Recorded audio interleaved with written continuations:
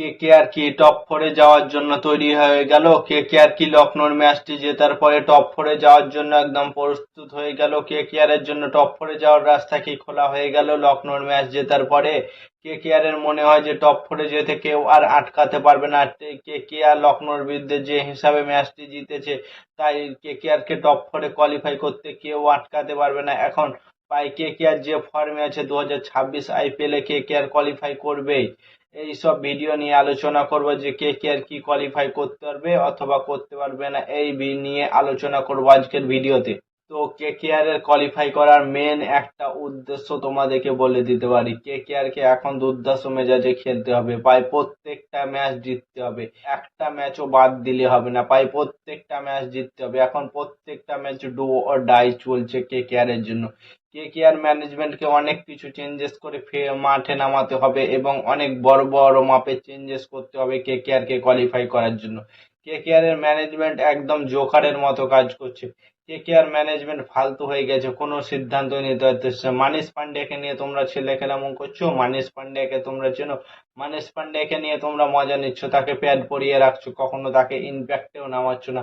মানে ভাবো, সেই মানিশ পান্ডে 2008 সাল থেকে প্রথম আইপিএল এ সেঞ্চুরি করা প্লেয়ার মানিশ পান্ডে, সেই মানিশ পান্ডেকে তোমরা নিয়ে এরকম করছো, তাকে একটা সুযোগ দেওয়ার জন্য এরকম তাকে তরপাচ্ছ। মানিশ পান্ডিয়াকে তোমরা চেনো না, মানিশ পান্ডিয়া কি করতে পারে সেটা চেনো না। বিরাট কোহলির রেকর্ড ভাঙার মতো প্লেয়ার বলেছিল মানিশ পান্ডিয়াকে, কিন্তু মানিশ পান্ডিয়াকে কেকেআর বেঞ্চে বসিয়ে বসিয়ে তার কেরিয়ারকে শেষ করে দিল। মানিশ পান্ডিয়াকে তারা ছাড়ছেও না, তাকে সুযোগও দিচ্ছে না। মানিশ পান্ডেকে তোমরা কয়েকটা ম্যাচে সুযোগ তো দিয়ে দেখো, সে কি করতে পারে না করতে পারে সেটা তো তোমরা দেখবে। রমনদীপ সিং কে খেলাচ্ছে, রমনদীপ সিং কি করছে? রমনদীপ সিং না হয়তো ফিল্ডিং এ একটু ভালো খেলছে, কিন্তু মানিশ পান্ডিয়া খুব সুন্দর ফিল্ডিং করতে পারে। রমনদীপ সিং না ব্যাটিং এ হাতে কোনোদিন দেখেছো যে আজ 4 থেকে 5 বছরে সে 50 রান করে কেকেআর কে মূল্যবান ম্যাচ জিতিয়েছে? রমনদীপ সিং, রমনদীপ সিং কোনোদিন ঠিকঠাক ভাবে একটা ম্যাচে ইনিংস খেলতে পারেনি। তো মানিশ পান্ডেকে চান্স দাও রমনদীপ সিং এর জায়গায়। রমনদীপ সিং কে রেখে তোমাদের কোনো লাভ হচ্ছে না, তাকে ঠিকঠাক ভাবে বোলিং এ ইউজ করতে পারছো না। তো বোলিং এ যদি ইউজ না করতে পারো তো রমনদীপ সিং কে চেঞ্জ করে তোমরা মানিশ পান্ডেকে আনো। কলকাতা ম্যানেজমেন্ট এটা কি করছে আমি ভাবছি। যেমন রঘুবংশের ফর্মে নেই, রাহানে ফর্মে নেই, রাহানেকে বাদ দাও, রিঙ্কু সিং ক্যাপ্টেন্সি তো করছে, তোমরা তেজস্বী সিং দায়াকে আনো, মানিশ পান্ডেকে 3 নম্বরে রাহানের জায়গাতে আনো, আর রমনদীপ সিং এর জায়গায় তেজস্বী সিং দায়াকে আনো। কলকাতাকে এখন বড় বড় চেঞ্জেস করতে হবে, না হলে কিছু করার নেই, কারণ তাদের কাছে মাত্র 6টি ম্যাচ আছে এবং 6টি ম্যাচে 6টি জিততে হবে, তবেই 2026 আইপিএল এ কোয়ালিফাই করতে পারে।